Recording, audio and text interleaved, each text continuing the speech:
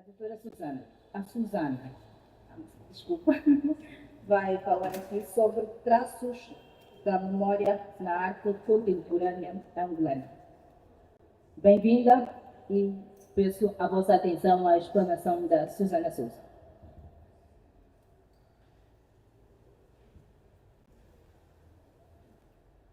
Pode usar isto. Bom dia. Obrigada a todos por estarem aqui. Importa se eu me levanto? Posso ficar de pé? Okay. Eu trouxe uma apresentação escrita que eu achei que ia ler, mas eu vou falar diretamente da apresentação com imagens que vocês vão ver. Eu gostaria de começar por falar com vocês sobre o tema de memórias marginalizadas. Ao entrar hoje aqui neste edifício, é a primeira vez que eu estou neste colégio, eu confesso que me senti um pouco oprimida pela arquitetura e pelas memórias que resultam daqui. Eu acho que todos nós que vivemos em Luanda temos algum tipo de narrativa sobre o Salvador Correia, ou que se tornou mais tarde o Mudo. Mas isso a mim faz-me pensar no tema desta conferência. É um tema que me é caro. A nível do meu trabalho em particular, eu gosto de trabalhar com a noção de arquivo. Eu utilizo alguns teóricos na definição desse conceito, em particular a lei de Ian Hassman, que definem arquivo como um espaço de memória construído a partir do que eles chamam de traços, são elementos construídos por nós, sujeitos da história, sujeitos do dia a dia e não necessariamente os elementos patrimoniais ou monumentais que compõem as grandes narrativas da história. Então, a noção de memórias marginalizadas a mim remete-me para isso. Eu estou muito grata de falar depois do Isis e da Johanna, porque eles colocam uma questão que eu gostaria de trazer também à minha fala, que é a questão da invisibilidade. E uma das coisas que os traços e que esta noção de arquivo com a qual eu trabalho faz é remeter-nos para uma construção individualizada do conceito de memória individual e mais tarde no sentido em termos de acumulação também de memória cultural e coletiva, que é uma memória composta do que está presente, do que não está presente, do que nós consideramos que deve estar presente ou não.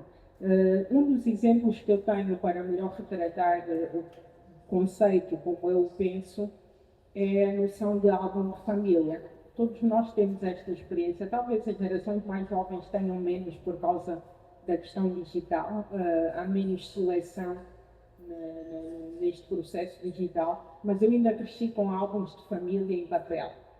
E o álbum de família em papel exige muito pensamento. Não é? Nós decidimos o que imprimir, nós decidimos o que colar, nós decidimos quem são as pessoas que devem ou não constar desse espaço.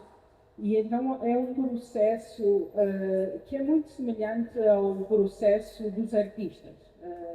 E isso leva-me ao meu tema em particular. Eu quero vos falar da arte contemporânea angolana, mas eu quero começar com literatura. Não sei se podemos passar primeiro. Eu tenho aqui duas imagens. Uma imagem que eu retirei da internet, que é deste edifício, é uma imagem do que era na altura o Salvador Correia, é uma imagem de 1963 que está no Facebook, por isso qualquer um de vocês consegue ter acesso. Infelizmente não conseguem ver, mas se conseguissem ver com detalhe, reparariam que esta imagem conta a história de pessoas que não somos nós, conta a história de pessoas que ocupavam, que viviam e que viviam Angola daquela altura. Há uma ausência naquela imagem para a qual o texto do Luandino Vieira, que é um texto de 1955, nos remete. Conseguem ler este texto? Conseguem? É um texto que nos fala dessa ausência e presença, o que é que está ausente, o que é que está presente. E neste espaço, que é o espaço de literatura, o Luanino Vieira teve a possibilidade de trazer à visibilidade essas dinâmicas que o edifício só por si não traz. Podemos passar?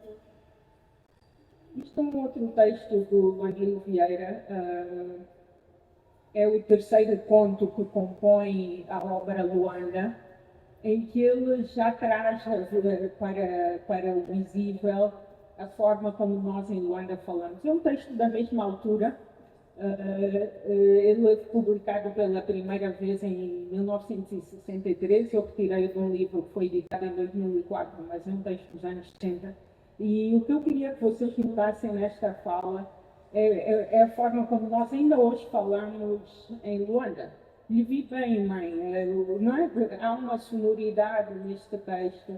E eu acho que neste trabalho da memória do arquivo é isto que nós fazemos. Nós escolhemos dar visibilidade a umas coisas e não a outras. Podemos continuar? Este tipo de gestos, em termos de artes visuais, nós encontramos numa série de artistas. Eu fiz uma pequena seleção de artistas. Obviamente, não são os únicos artistas angolanos que trabalham com temas de memória, mas eram os artistas para os quais hoje eu os queria chamar a atenção. Eu queria só voltar à questão do arquivo, porque vocês vão notar que todos eles trabalham entre as linhas da história monumental, aceito politicamente, e essa noção de arquivo que eu trago aqui. Eu considero, na minha prática, que essa noção de arquivo é o espaço onde nós podemos melhor explorar a inconsistência da nossa identidade. E quando falo de inconsistência, é que, como cidadãos, como indivíduos, nós somos os mesmos angolanos do Nzage, do Bola Ritmo e do Kizumba Grande na grelha. E nós podemos ser tudo isso ao mesmo tempo. E esse espaço de arquivo permite-nos organizar e reorganizar incessantemente essa noção de memória individual. Neste trabalho do Fernando, é uma pintura dos anos 80, Fernando Alvim, onde durante este período do seu trabalho, o Fernando trabalha muito com escrita na tela. E ele faz um gesto muito semelhante ao do slide anterior, em que o Luandino Vieira retrata a forma como nós falamos e nós nos tratamos nas ruas e nas famílias em Luanda.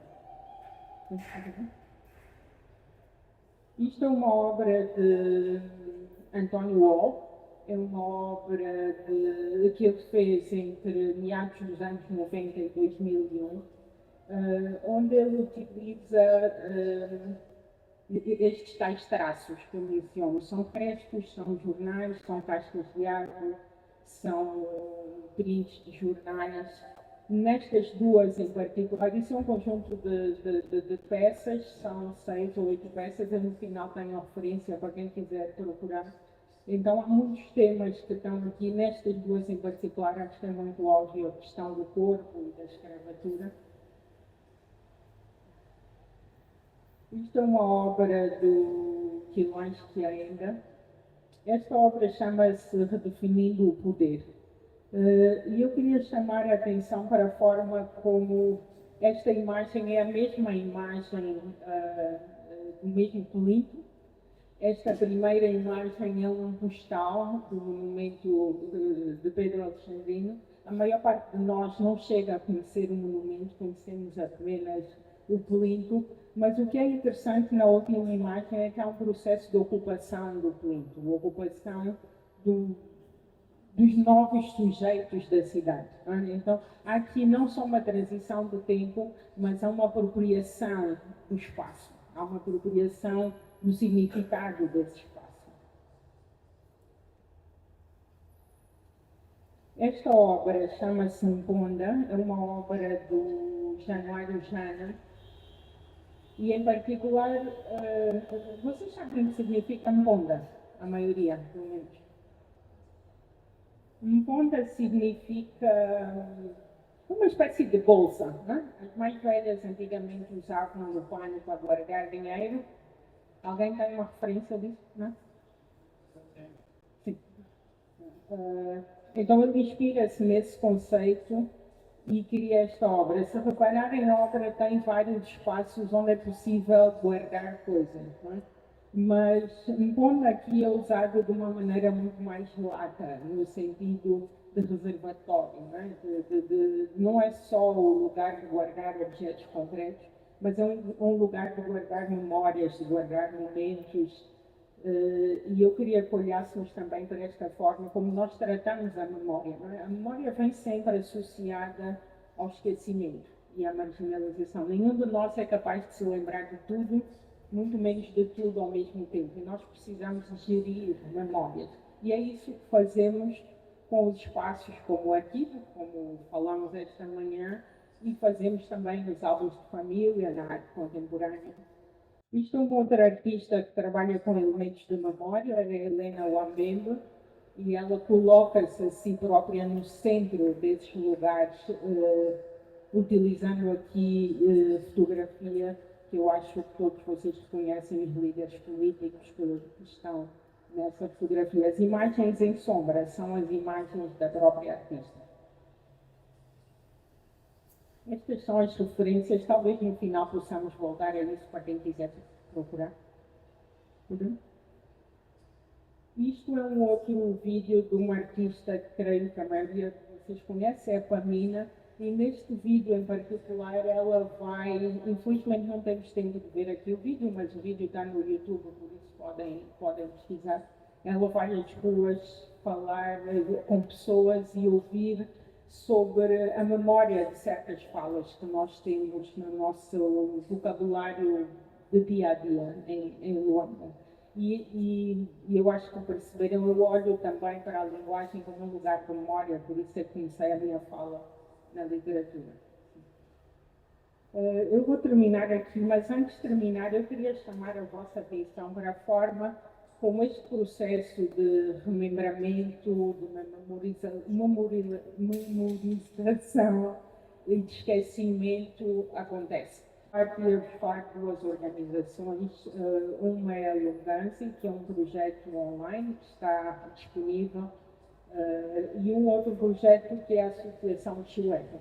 São projetos que partem de pessoas individuais como nós, que têm esta mesma preocupação da memória e da fixação de vários elementos dessa memória e que tomam como sua responsabilidade preservar alguns desses elementos. Porque às vezes quando ouvimos falas como a desta manhã, parece-nos que isto é apenas uma responsabilidade do Estado. Eu não creio que seja apenas uma responsabilidade do Estado por um lado, por outro lado também acho que há coisas muito concretas que devemos exigir ao Estado. E então eu termino aqui e estou aberta a perguntas. Obrigada. Muito obrigada. Vamos passar agora para o nosso outro interveniente, que vai abordar o tema Memórias Coloniais. Estamos a falar de Ivo Coulibaly Diop. Dr. Coulibaly, boa tarde, bem-vindo. Agora é o seu momento. Merci beaucoup pour la présentation et excusez-moi du retard que j'ai émis pour être ici. Je suis très heureux d'être à Angola. Merci pour l'invitation à Goethe Institut de m'avoir donné le privilège d'être ici aujourd'hui parmi vous pour parler de mon travail et de la manière dont je le fais. Pour juste une toute petite présentation peut-être, moi j'aime parler de la mémoire et en même temps il faudrait qu'on retienne que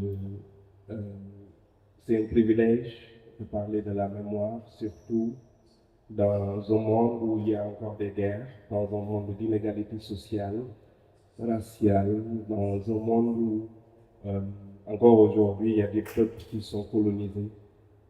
Et c'est important pour moi de mentionner tout cela parce que je parle d'un point de vue d'une personne très privilégiée.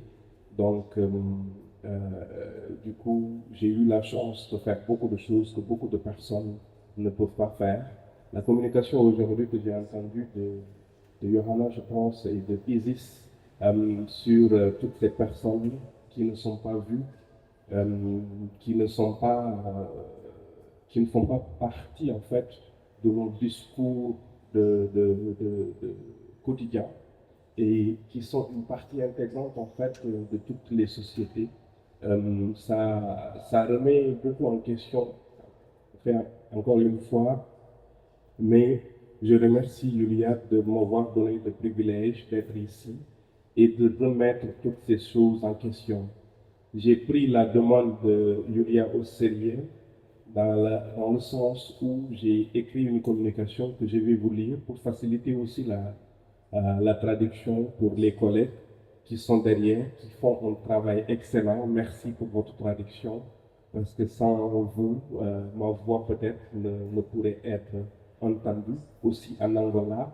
Ce qui est aussi découle du colonialisme qui fait que nous sommes ici en Angola, on parle en français ou bien en portugais, qui font partie de nos héritages aujourd'hui, que nous ne sommes pas prêts à renier, mais que nous devons vraiment questionner chaque jour parce que ça nous renseigne beaucoup sur notre manière de traverser la ville, sur notre manière de nous rencontrer, mais surtout sur nos manières de voyager.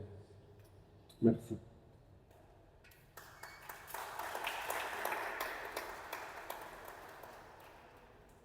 Comme je le disais tout de suite, c'est un honneur particulier pour moi de m'exprimer aujourd'hui devant vous sur le thème colonialisme pratique, sur le thème du colonialisme, de la pratique coloniale et de la mémoire post-coloniale.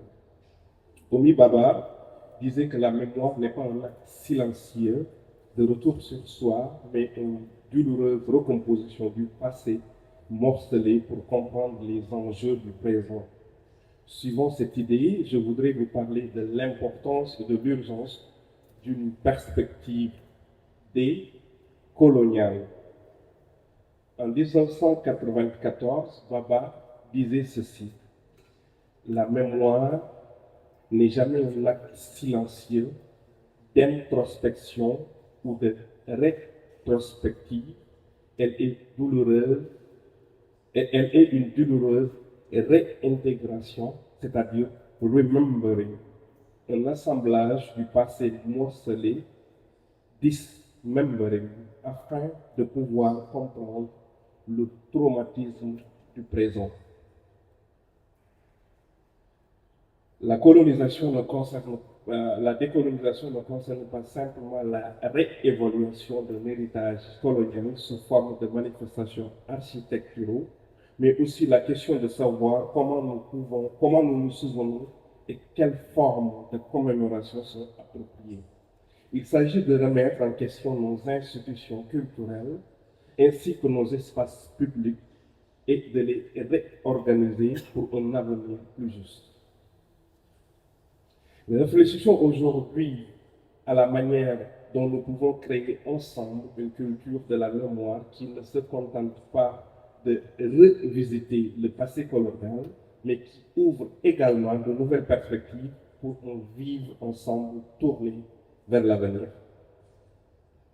Jusqu'à la réunification, et là je parle vraiment de l'Allemagne, on avait à voir à une mémoire coloniale qui était basée surtout sur sur le national-socialisme ou bien sur la dictature à RDA.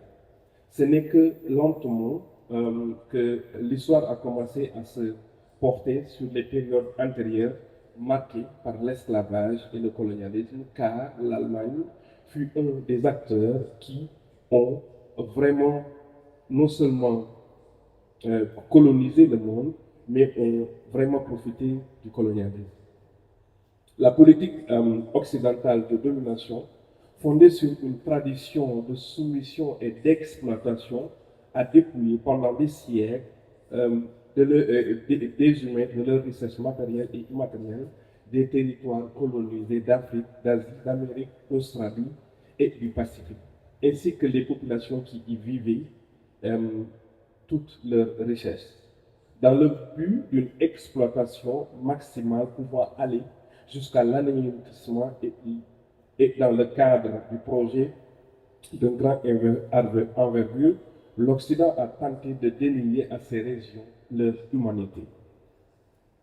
Surmonter alors les blessures de l'époque coloniale implique de considérer les liens qu'entretiennent les sociétés anciennement colonisées pour le reste du monde. Ce qui veut dire pour l'Angola, entre l'Angola, le Portugal et les relations de l'Angola avec le reste du monde. L'architecture coloniale a été tracée en Allemagne. C'est en effet là que les puissances européennes et l'Empire ottoman se sont rencontrés il y a, tenez-vous bien, 140 années pour se partager l'Afrique au sens propre du terme. Ce partage a été précédé par la violence et l'anéantissement du monde par l'esclavage. Le partage et la conquête coloniale du monde reposaient sur la théorie raciale, prétendument fondée sur la science, qui plaçait les Africains au bas de l'échelle, comme le montrent les travaux de Rudolf Virchow, de Félix von Lucian ou encore de Karl Speter. Toutes ces personnes qui ont par la science théorisé la suprématie de la race blanche. Cette historiographie à laquelle l'Allemagne a largement contribué a participé ainsi de nos jours par conséquent fait que nous vivons dans des sociétés qui sont hiérarchisées, où les autochtones et les personnes de couleur sont reposées au bas de l'échelle. Concrètement, cela signifie que le quotidien des Noirs et des autochtones et toutes les personnes de couleur en Occident, y compris en Allemagne, est marqué par le racisme. Les personnes d'origine africaine sont particulièrement touchées. Ce qui veut dire, si nous voulons un autre avenir, nous devons commencer par le présent. Et qui veut songer le présent doit aussi raconter différemment l'histoire. Cela implique de raconter de nouvelles histoires qui jusqu'ici sont restées inaudibles, reflouées ou volontairement exclues des narrations officielles.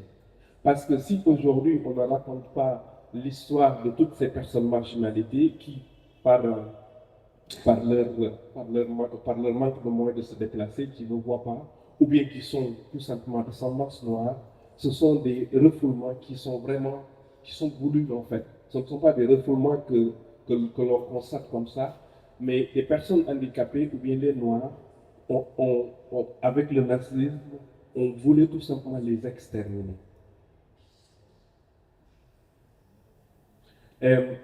Que signifie cela si on essaie de se rapprocher un tout petit peu de qu'est-ce que le colonialisme nous a laissé, qu'est-ce que aujourd'hui les structures néocoloniales continuent aujourd'hui dans des pays comme l'Angola ou bien le Sénégal ou bien la Côte d'Ivoire, où la présence de l'Occident signifie une autre forme d'oppression.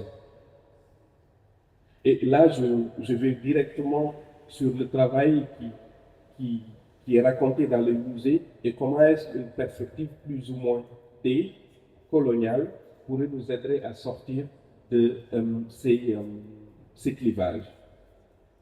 Le colonialisme n'est pas une thématique qui peut être traitée dans une exposition et ensuite être considérée comme être bouclée. Il nous faut plutôt un changement de perspective fondamentale quant au récit dans le passé et le présent. L'histoire de l'expansion européenne n'a pas seulement laissé son empreinte dans le sud global, l'histoire de l'Europe elle-même est impensable sans l'histoire du colonialisme. À bien des égards, l'histoire de l'une est intimement liée à celle de l'autre. Prise au sérieux de ce point de vue exige au moins une réévaluation critique et dans le meilleur des cas, une décentralisation et une réécriture des récits historiques jusqu'ici dominants. Les musées historiques peuvent jouer un rôle important à cet égard en tant que lieu d'éducation politique qui transmettent ou devraient transmettre les connaissances historiques les plus récentes en intégrant les collections de manière multidimensionnelle, multimédia et compréhensible pour un large public. En même temps, l'expansion européenne, le colonialisme et ses conséquences constituent le contexte historique et sociologique dans lequel les musées ont été créés en Europe, mais aussi dans les métropoles. Comme Suzanne l'a dit tout à l'heure, ou bien je l'ai entendu dans une question, cela impliquerait que nos archives personnelles doivent compléter les archives qui sont dans les musées. Parce que il ne faut pas se leurrer, les archives que nous retrouvons aujourd'hui dans les musées, ce sont des archives coloniales, donc cartographiées et vraiment hiérarchisées dans un point de vue très très raciste et qui, en fait, nous enlève toute notre humanité en tant que corps africain.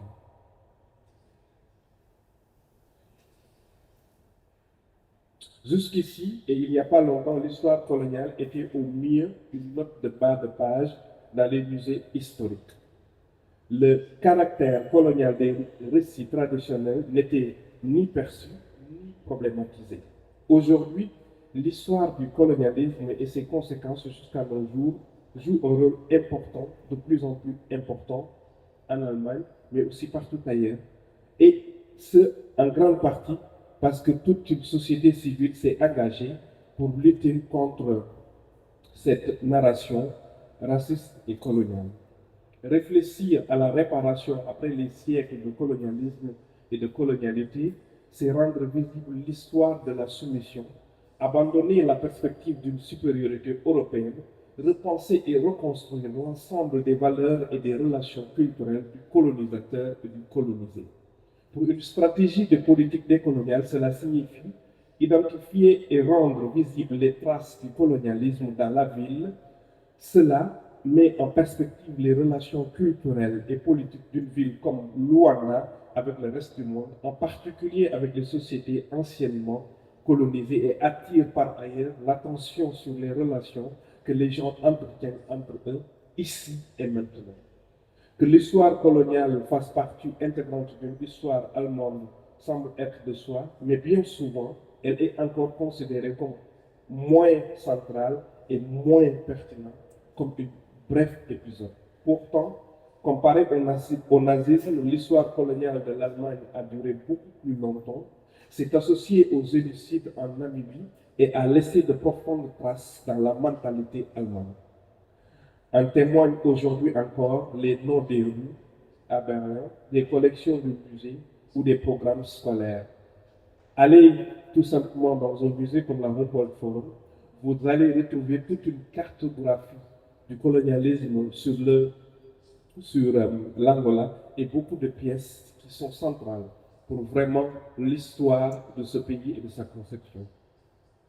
La politique de domination occidentale fondée sur la domination et la soumission et l'exploitation a déplié pendant des siècles les Africains, leur richesse humaine, matérielle et immatérielle, des territoires colonisés comme l'Afrique, l'Asie, l'Amérique, l'Australie et le Pacifique, dans le but d'une exploitation maximale pouvant aller jusqu'à l'anéantissement. L'Occident a tenté de dénier à ces régions leur humanité dans un projet de grande envergure. Ce refus d'aborder l'histoire coloniale reflète également l'approche politique, économique et culturelle que les puissances colonisées avaient adoptée vis-à-vis du reste du monde. L'Europe, en tant que continent du progrès, archiva des connaissances appartenant apparemment asiatiques et non occidentales, théorisait la supériorité de la race blanche et tenta d'effacer tout ce qui était en concurrence ou remettait en question la domination de l'Occident. Cela vaut également pour la mémoire de l'histoire de cette violence. Une politique urbaine décoloniale, quant à elle, juxtapose à la mémoire une philosophie de l'ajout, de la complémentarité ou du parallélisme. Ce qui voudrait dire, dans ce sens, que ces archives personnelles doivent être nationales qui sont dans nos musées nationaux. En tant que puissance occidentale, l'Europe a balkanisé l'Afrique et d'autres continents. Elle a tracé de manière arbitraire des frontières entre les sociétés et les zones linguistiques et a établi de nouvelles structures et réalités sociales. Ce système qui allait de pair avec une politique de domination de territoire par des pays non occidentaux a renforcé les barrières entre les populations, attisé les conflits intrasociaux et accentué le traumatisme de la séparation. Même si la balkanisation a créé de nouvelles alliances au XXe siècle, elle reste encore aujourd'hui l'une des principales causes des conflits actuels sur le continent africain. Surmonter les blessures de la période coloniale implique de considérer les liens des sociétés anciennement colonisées et le reste du monde. Dans le cadre du débat sur la restitution, de nouveaux musées et institutions éducatives en Allemagne ont découvert le débat de la colonisation. Pourtant, la décolonisation n'est pas un débat, mais une question qui exige le courage d'entrer en action. La décolonisation pose la question d'une nouvelle éthique des relations et ne se limite pas à la question s'il faut ou non commenter, traiter les biens volés ou pillés pendant la colonisation. Si nous voulons intérioriser et prendre au sérieux le processus de décolonisation dans des institutions, celles-ci doivent s'ouvrir davantage au monde. Elles devraient se fixer pour objectif de créer des plateformes pour des savoirs marginalisés et les voix marginalisées dans l'art et dans les débats sociaux. Par savoir marginalisé, on entend ici le savoir qui pendant des siècles n'a pas été reconnu ni suffisamment inclus dans un monde eurocentrique et hétéronormatif. De même, le savoir de groupes de population qui, au sein de cette métropole occidentale du monde, n'est pas inclus jusqu'ici en raison de leur exclusion sociale. En ce sens, il doit faire partie de l'identité institutionnelle de lancer des défis sociaux centraux et les aborder dans le cadre d'un échange direct et mettre ainsi le doigt sur ce que la politique, la société et les cultures n'ont pas encore thématisé, ou du moins pas de manière assez approfondie. Dans un monde où la colonialité est encore une réalité, la décolonisation veut rendre visibles les structures néocoloniales persistant et propose par la pratique artistique, les débats scientifiques et le travail éducatif des apports et permettre pour les surmonter. Il s'agit de thématiser le passé colonial et ses séquelles, ses conséquences structurelles jusqu'à nos jours pour les sociétés anciennement colonisées. De manière concrète, les différents canaux du monde doivent être mis en dialogue et ils doivent communiquer directement. La mémoire coloniale doit prendre les gens au sérieux dans leurs différences. Se souvenir de manière postcoloniale signifie reconnaître les histoires non racontées, les histoires trop souvent marginalisées par la société majoritaire, l'histoire de la résistance du colonialisme et de l'oppression comme faisant partie intégrante de l'histoire nationale et les voir dans un contexte européen. Une politique de la mémoire postcoloniale peut ainsi s'inscrire dans une démarche de réparation qui s'amorce lentement. Vu que le présent est le résultat du passé, celui-ci permet une critique de celui-là. Et parce qu'il est tourné vers l'avenir, le présent nous oblige à penser au-delà de nous-mêmes et à ouvrir d'autres perspectives. La mise en place d'une telle pratique de la mémoire exige la volonté de s'identifier à des perspectives non occidentales, car elle constitue elle aussi une partie du démence de cette société. Changeant au fil du temps un tel regard et une approche des anciennes colonisées peut aussi modifier la manière dominante de voir l'Occident et le monde. Et je vais finir avec une citation de Cheikh Hamidou Kane, parce que je pense que le temps nous presse, qui nous disait que chaque heure qui passe apporte un supplément d'émission au creuset où fusionne le monde. Nous n'avons pas eu le même passé, vous et nous, mais nous allons avoir le même avenir rigoureusement. L'ère des destinées singulières est révolue. Dans ce sens, la fin du monde est ainsi achevée pour chacun de nous, car nul ne peut vivre dans la seule préservation de soi. Mais de nos longs mûrissements multiples, il va naître un fils au monde, le premier fils de la terre, l'unique aussi. Merci beaucoup.